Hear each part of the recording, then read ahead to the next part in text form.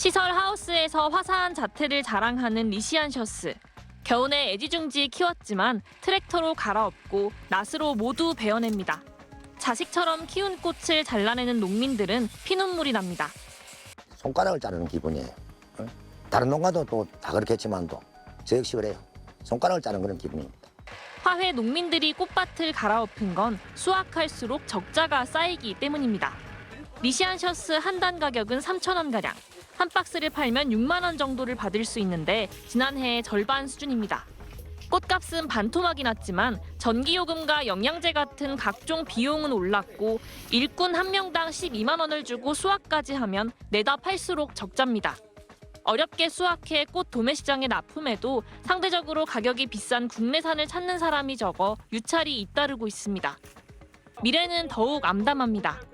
농민들은 지난해 10월 체결된 한 에콰도르 전략적 경제 협력 협정이 정식 발효되면 피해는 걷잡을 수 없을 거라며 정부 대책을 촉구했습니다. 실제 장미의 경우 2015년 62만 달러에 불과했던 수입 규모가 2016년 한 콜롬비아 FTA 발효 이후 158만 달러, 지금은 973만 달러까지 커졌습니다. 정부가 주요 화훼 품목의 관세 철폐 기간을 10년 이상으로 합의했지만 현장의 우려가 커지는 건 이 때문입니다. 농민들은 화훼 원산지 표시 강화와 재사용 화환 강력 단속 같은 대책도 필요하다고 목소리를 높였습니다. TBC 남효주입니다. 친절한 경제 이번 주도 권혜리 기자와 함께합니다. 권 기자, 최근에 냉동 과일 수입량이 사상 최대를 기록했다고요? 네. 아무래도 과일값 때문이겠죠? 네, 지난해 냉동과일 수입량 2022년보다 6%가 늘어난 6만 4천 톤을 기록해서요. 연간 수입량으로 역대 가장 많았습니다.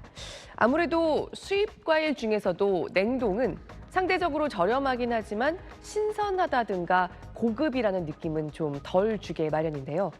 수입량이 2015년 이후론 대체로 정체되거나 줄어들던 중이었습니다.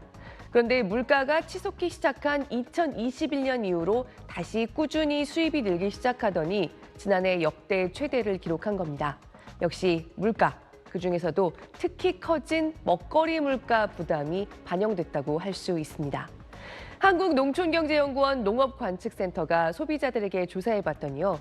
너무 비싸진 국산 과일을 대체해서 사 먹는 냉동 과일로는 블루베리와 망고가 가장 인기가 좋았습니다.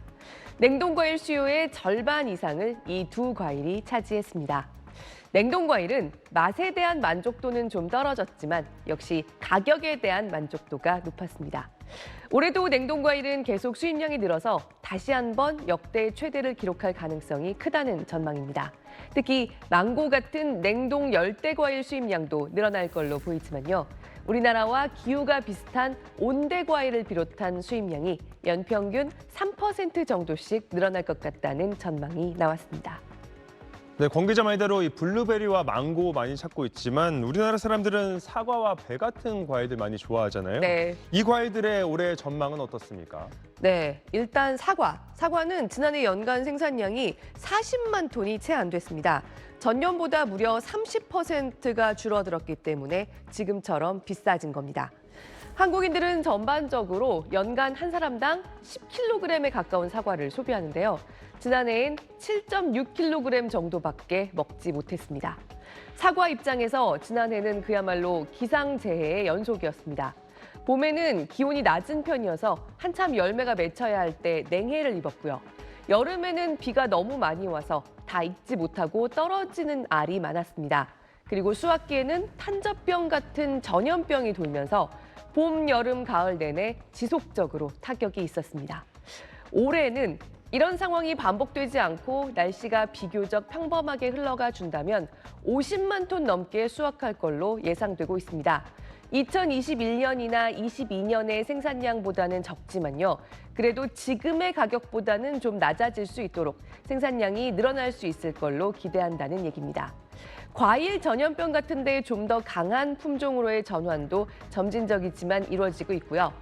온난화 영향 때문에 사과 재배지가 점점 위쪽으로 경기와 강원 지역으로 지난 20여 년 동안 무려 200% 가까이 늘어났는데요. 올해도 강원 지역에선 소폭 재배지가 늘어날 걸로 보입니다. 하지만 사과 재배 전체 면적은 장기적으로는 줄어드는 추세입니다. 그래서 지난해 같은 기상재해 상황이 아니더라도 수확량이 조금씩 줄어들 걸로 보여서요. 앞으로 10년에 걸쳐서 우리 사과 점점 덜 먹게 될 걸로 농촌경제연구원은 전망했습니다. 네, 복숭아나 포도 좋아하시는 분들도 많은데 네. 올해 다른 과일들도 한번 전망해 주시죠. 네, 흔히 말하는 우리나라의 6대 과일, 지난해 통틀어서 16% 정도 생산량이 줄었던 걸로 봅니다. 사과와 배, 복숭아, 단감이 보시는 것처럼 크게 줄었고요. 포도와 귤은 큰 차이는 없었습니다. 귤도 지난해 날씨 피해는 입었지만요. 귤은 하우스 재배가 워낙 잘 돼서 생산량을 거의 유지할 수 있었던 겁니다. 올해는 다른 과일들도 사과처럼 대체로 수확량이 회복되길 기대하고 있습니다. 다만 가장 인기 있는 과일인 사과는 재배 면적이 그렇게 당장 줄어들 걸로 보지 않는데요. 배와 복숭아, 단감 재배 면적은 올해도 2% 정도씩 줄어들 걸로 예측됩니다.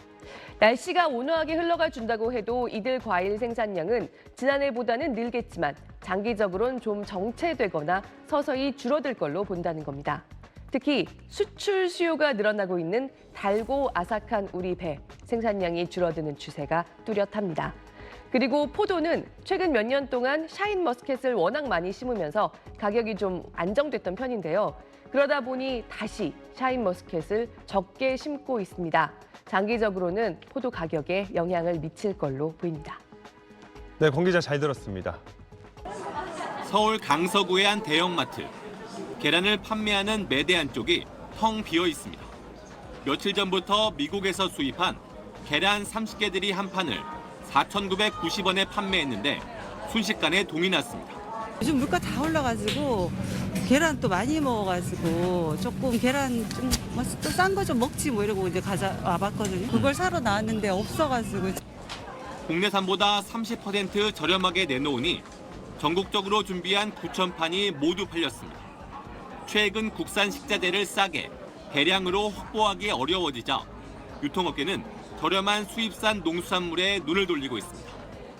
한 이커머스에선 미국 정부에서 인증한 미국산 등심을 40% 할인에 판매하고 다른 대형마트에선 캐나다산 삼겹살, 베트남산 새우 등을 국내산보다 최대 30% 가까이 저렴하게 팔고 있습니다.